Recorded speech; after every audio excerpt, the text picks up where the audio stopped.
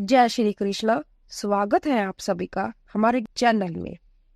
आज हम कार्तिक मास के 27वें दिन की कथा श्रवण करेंगे और साथ में माता लक्ष्मी जी की नित्य नेम की कहानी। आइए कथा शुरू करते हैं। बोले बांके बिहारी लाल की जय। 27वां अध्याय। इस प्रकार वह राक्षस और पिशाचनी दोनों घूमते फिरते नर्मदा नदी के किनारे एक बट वृक्ष के नीचे आकर ठहरे। उस बट वृक्ष पर गुरु का निंदक एक ब्रह्मा राक्षस रहता था। उन दोनों को वहां पर आया हुआ देखकर वह कहने लगा कि अरे तुम कौन हो और किस पाप से इस दशा को प्राप्त हुए हो। तब राजा ने अपना और पिशाचनी का सारा वृत्तांत सुनाकर कहा कि अब आप अपना वृत्तांत कहिए, क्योंकि हम और आप आपस में आज से मित्र हो गए हैं, इसीलिए मित्र से कुछ भी छुपाना नहीं चाहिए। जो मित्र से छल कपट करता है वह पाप का बागी होता है। इसलिए अब आप भी अपना संपूर्ण वृत्तांत हमें सुनाइए। तब ब्रह्मा राक्षस कहने लगे कि हे मित्र, मैं मगध देश में प्रवीण सोमदत्त नाम वाला ब्राह्मण था। मैंने मद में आकर अपने को बड़ा भारी विद्वान मानकर गुरु का अपमान किया। उसी पाप के कारण मैं इस दशा को प्राप्त हुआ हूँ। मैंने इस जोनी में आकर भूख से दुखित होकर नेक ब्राह्मण खा डाले हैं। गुरु के अपमान के कारण ब्रह्मा राक्षस की जोनी प्राप्त होती है। जह मैंने बलि प्रकार जान लिया। तब कलमाशपाद ने पूछा कि हे मित्र, गुरु की कोटि में कौन कौन आते हैं। जय सुन सोमदत्त ने कहा, वेदों को पढ़ाने वाला, सुनाने वाला, नीति शास्त्र तथा वेदों की व्याख्या करने वाला, वेदों के संदेह को दूर करने वाला, व्यय से रक्षा करने वाला, अन्नदाता, शिक्षा देने वाला, बुरे कामों से रोकने वाला, शबसुर, मामा, पिता, ज्येष्ठ, भ्राता, बड़ा भाई, गर्भ से मरण पर्यंत संस्कार कराने वाला तथा राजा, इन सब की गुरु संज्ञा है। अतएव इन सब की वंदना करनी चाहिए। तब पुण्य कल्मषाद पूछने लगा कि तुमने अनेक गुरु कहे, इनमें से कोई बड़ा भी है या सब बराबर है। सोमदत्त कहने लगा कि हे मित्र, यद्यपि हम राक्षस हैं, साथ ही भूख और प्यास से दुखित भी हैं, मगर गुरु महिमा का वर्णन करने से निश्चय ही कल्याण होता है। यद्यपि सब गुरु बराबर है, फिर भी इस संबंध में शास्त्रों की व्याख्या सुनो। वेद तथा मंत्रों का उपदेश करने वाला, धर्म शास्त्र तथा पुराणों की व्याख्या व उपदेश करने वाला जब विशेष गुरु है। इनमें से प्रमुख गुरु वह है जो देव पूजन कराए, देव पूजा का फल बताए अथवा गुप्त मंत्र का उपदेश दे। हमने गौतम ऋषि से धर्म, अर्थ, काम और मोक्ष के देने वाले सब पुराण सुने हैं। एक समय में महादेव जी का पूजन कर रहा था। उसी समय श्री गौतम जी वहां पर आ गए। मैंने खड़े होकर उनको प्रणाम नहीं किया, वरना पूजा में ही लगा रहा। तब महादेव जी ने हमको गुरु का अपमान करने के दोष में ब्रह्मा राक्षस बना दिया। उसी पाप के कारण मेरा अंतःकरण जला जाता है। ना जाने इस दुख से कब मुक्ति मिलेगी। सूत जी कहते हैं, हे ऋषियों, इस प्रकार गुरु महिमा का वर्णन करने से उनके सब पाप नष्ट हो गए। इतने में उन्होंने दूर से आते हुए गर्ग मुनि को देखा तो दोनों राक्षस तथा पिशाचनी अपने दोनों हाथ उठाकर उनकी ओर भागे कि हमारा भोजन आ गया। परंतु फिर गर्ग जी के कहे हुए वचनों को याद करके उनके निकट न जाकर दूर से ही पिशाचनी कहने लगी कि हे महात्मन, आपको नमस्कार है। हमने कितने ही ब्राह्मण खा डाले, परंतु आप महादेव जी के नाम से सुरक्षित हैं। तब गर्ग मुनि ने तुलसी दल युक्त गंगा जल से उनका अभिषेक किया। अभिषेक होते ही वह राक्षस देह से मुक्त होकर देवरूप हो गए। पुत्र युक्त ब्राह्मणी और सोमदत्त विष्णु रूप शंख चक्र गदा पद्मधारी होकर गर्ग जी की स्तुति करते हुए विष्णु लोक को चले गए और कलमशपाद अपने रूप को प्राप्त होकर सोच में पड़ गया। उसके इस प्रकार सोच में पड़े देखकर गुप्त रूप सरस्वती बोली, हे राजन, तुम सोच में मत पड़ो। राज्य सुख भोगने के बाद अंत में तुम भी विष्णु लोक को प्राप्त हो जाओगे। इन वचनों को सुनकर राजा आनंदित हो गया। फिर उसने अपने गुरु का स्मरण किया और गर्ग ऋषि को प्रणाम करके श्री गंगा की स्तुति की।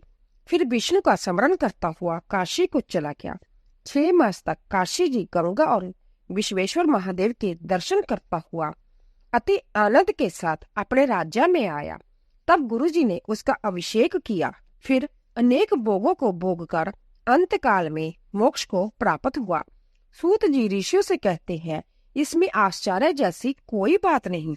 भगवान का गुणगान करने तथा काशी के सेवन से मनुष्य को अश्वमेध मोक्ष प्राप्त हो जाता है। गंगा के स्नान से मनुष्य के करोड़ों जन्म के पाप दूर हो जाते हैं। इसी तरह 27वां अध्याय पूरा हुआ। बोलिए बांके बिहारी लाल की जय। लक्ष्मी माता की कहानी। एक साहूकार के बेटे की बहू नित्य ने मंदिर जाती, पीपल सींचती और घर आकर गणेश जी का पूजन करती। एक दिन गणेश जी उसके सपने में आए। बोले, मांग, क्या मांगना? उसने कहा कि रिद्धि सिद्धि दो, अटूट भंडार भरो। गणेश जी बोले कि कार्तिक में दीपावली पर घर घर को झाड़ बुहार कर साफ सुथरा करना, धोना पोंछना और पीपल के नीचे बैठकर भगवान गोपाल की माला फेरना। रात को रसोई बनाकर लक्ष्मी जी का पूजन करना, दीपक जलाकर रोशनी करना, लक्ष्मी जी को उड़ीकना। साहूकार जी के बेटे की बहू ने वैसा ही किया। रात को लक्ष्मी जी बिल्ली का वेश बनाकर आई। आकर रसोई का भोग लगाया, रोशनी देखी और बोली, तू क्या चाहती है? साहूकार के बेटे की बहू बोली, पीढ़े पर बैठो। लक्ष्मी जी बोली, मैं आज तक किसी के पीढ़े पर नहीं बैठी, मैं तो आती जाती रहती हूँ। पर उसने कहा, मेरे जहाँ तो आपको बैठना ही होगा।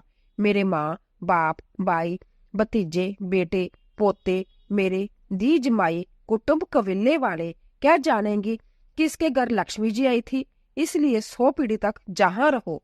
लक्ष्मी जी बोले कि इतना समय तो बहुत है, कम करो। तब वह बोली 50 पीढ़ी, फिर बोली 25 पीढ़ी, पर लक्ष्मी जी नहीं मानी। तब वह बोली कि मैं बाहर जाती हूँ, जब तक मैं ना आऊं आप मत जाना, जय पर रहना। वह अपने पीहर जाकर रहने लगी, वापस घर आई नहीं। खूब धन हो गया, चारों तरफ कार व्यवहार होने लगा, घर में खूब आनंद ही आनंद हो गया। हे लक्ष्मी माता, सब पर खुश होना, जैसे साहूकार की बहू पर हुई। कहानी कहने सुनने पर, हुंकारा देने पर, लिखने पढ़ने पर, हम पर, हमारे परिवार पर खुश होना। जय लक्ष्मी माता, जय लक्ष्मी माता। आज हम आपको कार्तिक माह की विषम पंचक के दूसरे दिन की कथा सुनाएंगे। आइए शुरू करते हैं। बोलिए वृंदावन बांके बिहारी लाल की जय। 32वां अध्याय। सूत जी कहते हैं कि ध्वजारोपण, झंडी लगाना सब पापों का नाश करने वाला है। चारों वर्णों में से जो कोई भी भगवान के मंदिर में झंडी लगाता है, वह ब्रह्मा आदि देवताओं से पूजित होकर विष्णु लोक को प्राप्त हो जाता है।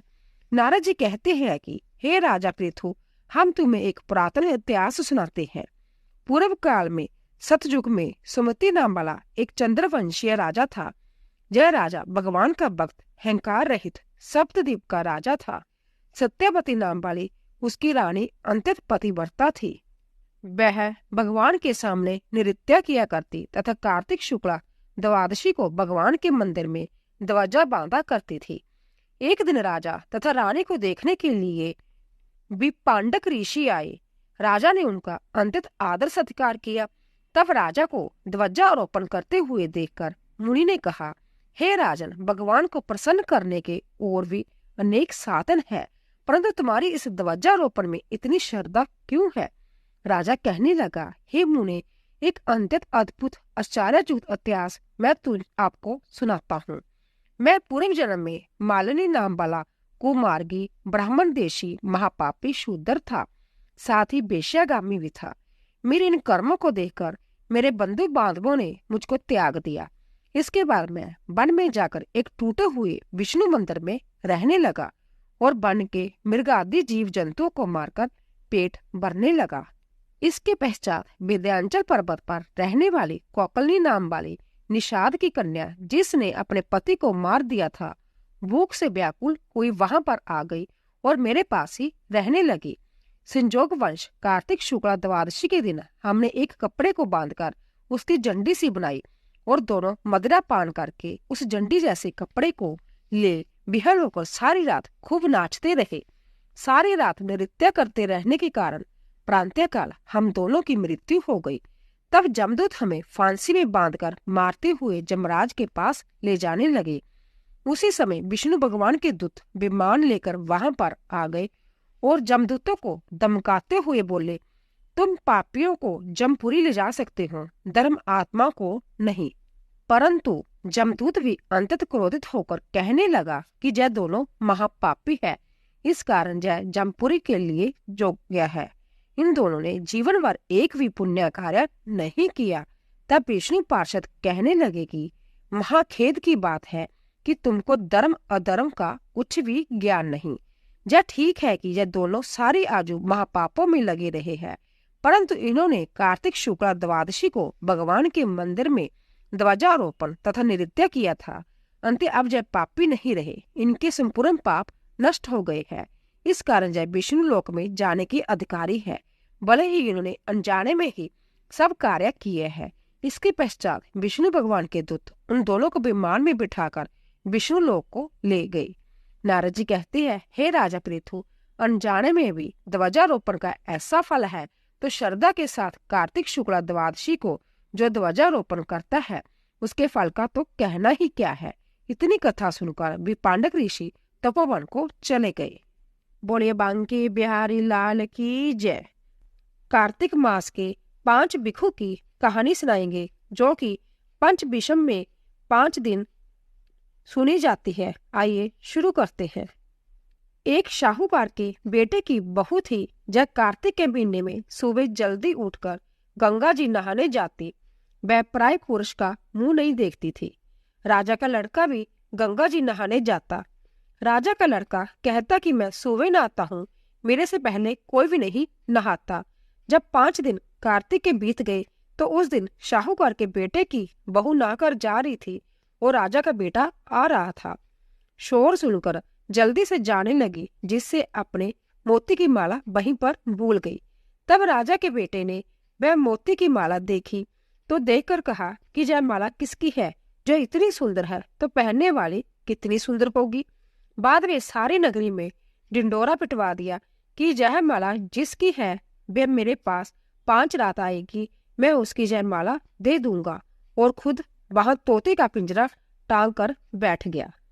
सुबह शाहूकारनी की बहू आई तो पहली पैड़ी पर पाँव रखा तो बोली कि अगर मेरे में सत्य है तो इसे नींद आ जाए, और भगवान ने उसका सत्य रख दिया और उसे नींद आ गई और वह नहाकर चली गई। राजा का बेटा उठकर बैठ गया और तोते से पूछा कि क्या वह आई थी? तो तोते ने कहा आई थी। तो वह कैसी थी? तब तोता बोला कि अप्सरा जैसी, बिजली, होली जैसी, जल कामड़ी, गुलाब जैसा रंग। राजकुमार ने कहा कि आज तो मैं उंगली चीरकर लेट जाऊंगा, फिर मुझे नींद नहीं आएगी। दूसरे दिन वह उंगली चीरकर बैठ गया। जब वह आई तो भगवान से प्रार्थना करने लगी, तो इतना कहते ही राजकुमार को नींद आ गई और वह नहाकर चली गई। जब उसने उठकर तोते से पूछा तो उसकी कई सारी बातें बता दी। तब राजकुमार बोला, मैं आंखों में मिर्च डालकर बैठूंगा, और रात को मिर्च डालकर बैठ गया। और वह आई और प्रार्थना करी, जिससे राजकुमार ने तोते से पूछा कि आई थी? तो उसने कहा आई थी। तो उसने कहा आई थी, फिर उसने कहा आज तो बिना बिस्तरे बैठूंगा, और वह रात को बिना बिस्तरे के बैठ गया। तो फिर भगवान से वही बात कही तो राजकुमार को नींद आ गई। जब वह नहाकर जाने लगी तो आंख बंद करके चली गई। राजकुमार ने उठकर देखा तो वह नहाकर चली गई। तो वह बोला कि आज तो मैं आग की अंगीठी रखकर बैठूंगा। शाहूकार की बहू आई तो भगवान से कहा कि 4 रात तो निकाल दी, परंतु आज की रात और निकाल दो। भगवान ने उसका सत्य रख दिया और उसे नींद आ गई। जब वह नहाकर जाने लगी तो वह तोते से बोली कि पापी हथियारे से कह दिया कि तेरी 5 रात पूरी हो गई है, इसीलिए मेरी मोतियों की माला मेरे घर भेज देना। फिर राजा ने तोते से पूछा कि वह आई थी? तो तोते ने कहा कि वह आई थी और उसने अपनी माला मंगवाई है। तब राजकुमार ने सोचा कि वह तो सच्ची थी, उसका तो भगवान ने भी सत रख लिया। थोड़े दिन बाद राजकुमार के शरीर में कोढ़ निकल गया और वह तड़फने लगा तो राजा ने ब्राह्मण को बुलाकर पूछा कि मेरे बेटे का शरीर क्यों जल रहा है। तब ब्राह्मण ने कहा कि उस शाहूकार की बहू को धर्म की बहन बना ले और उसके नहाए हुए जल से नहाए तो इसका कोढ़ ठीक हो जाएगा। राजा उसकी माला लेकर घर गया और शाहूकार से कहा कि यह माला आपकी बहू की है और उसके नहाए हुए जल से मेरे बेटे को नहला दो। तो शाहूकार ने कहा कि मैं तो किसी पराये का मुंह भी नहीं देखती, इस नाली के नीचे राजकुमार को बिठा देना, जब वह नहाएगी तो ऊपर से वह पानी गिर जाएगा। बाद में राजकुमार बैठ गया और नहाया तो उसकी चंदन जैसी काया हो गई। हे पांच भिक्षु देवता, जैसा शाहूकार की बहू का सत रखा वैसा सबका रखना, कहते सुनते हंकारा बढ़ते चाहिए, अपने सारे परिवार का सत रखना। बोलिए बांके बिहारी लाल की जय। अगर आपको हमारी कहानी पसंद आई हो तो प्लीज सब्सक्राइब, शेयर और लाइक कीजिए। आप सभी का धन्यवाद।